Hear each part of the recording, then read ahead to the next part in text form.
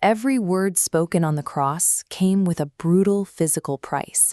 Roman crucifixion was designed to trigger slow suffocation, forcing the entire weight of the body to hang suspended by iron hardware.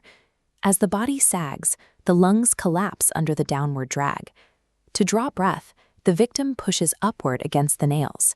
Formulating a syllable required scraping their torn back against the timber to force air past exhausted vocal cords. Jesus of Nazareth spoke 7 distinct phrases during this collapse. Given the agonizing biology of his position, the sheer physical effort required to form these syllables marks them as high-cost, deliberate instructions. We can divide these statements into 2 categories based on the cross's own geometry.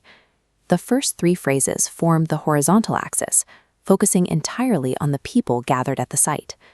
At the peak of his physical trauma, Jesus acts as a defense attorney for the Roman soldiers executing him. He says, "Father, forgive them, for they know not what they do," using their ignorance as a mitigating legal plea.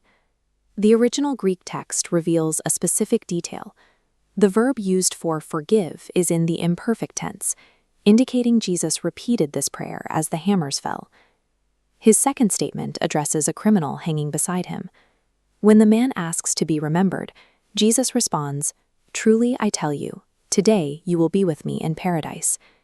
Paradise is an ancient Persian term, referring to the private, walled gardens of a king. Even while bleeding out, he exerts a royal authority, inviting a thief to walk in his personal estate. The third phrase addresses his mother, Mary, and his disciple John. He says, "Woman, behold your son," and to John, "Behold your mother," establishing a formal domestic arrangement for her future care. By reorganizing his family structure in his suffering, he establishes the foundational logic of the Christian Church, a community bound by sacrifice rather than bloodlines. At noon, an unnatural darkness covers the site for 3 hours. The geometry shifts as the horizontal focus fades and the vertical beam illuminates, representing his turn toward the Father. Breaking the silence, he shouts, my God, why have you forsaken me?" This is the only recorded instance where he addresses the divine without using the intimate title of Father. He is directly quoting Psalm 22, visible here in this ancient parchment. He adopts this Davidic lament to give voice to the totality of his isolation. Theologically, this represents the mechanism of substitutionary atonement. He willingly absorbs a sense of separation so that his followers will never have to experience it. As the darkness begins to lift, he makes his most physically vulnerable statement, "I thirst." A Roman soldier responds to his dehydration by soaking a sponge in sour wine, lifting it to his cracked lips on a hyssop branch. Hyssop is the same species of plant the Israelites used to paint the blood of the Passover lamb on their doorposts in Egypt. The biological need here collides with ancient prophecy. The vertical bar exposes a paradox. The entity credited with creating the oceans is enduring absolute physical and spiritual drought to finish his work. With the horizontal empathy extended and the vertical justice absorbed, the work reaches its peak. He speaks his 6th phrase, "It is finished." In the original Greek, he shouts the word Tetelestai. Accountants use this stamp on ledgers to signify a debt had been paid in full.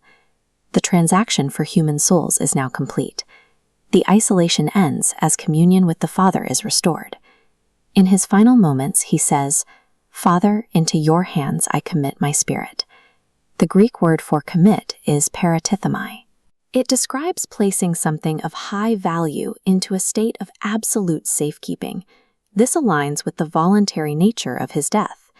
Having deposited his spirit in the Father's care, he yields his final breath. He dies not because his heart fails him, but because he permits it to stop.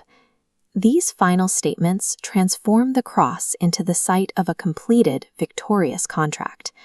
Immediately following his final breath, the temple veil tears from top to bottom. The physical barrier separating God from humanity is permanently destroyed. This shroud remains a point of deep reflection for those tracing the physical markers of this event, the scourging, the exhaustion, and the side wound. It mirrors the biological cost Jesus paid to utter these words. These 7 phrases provide the structural logic for a new era.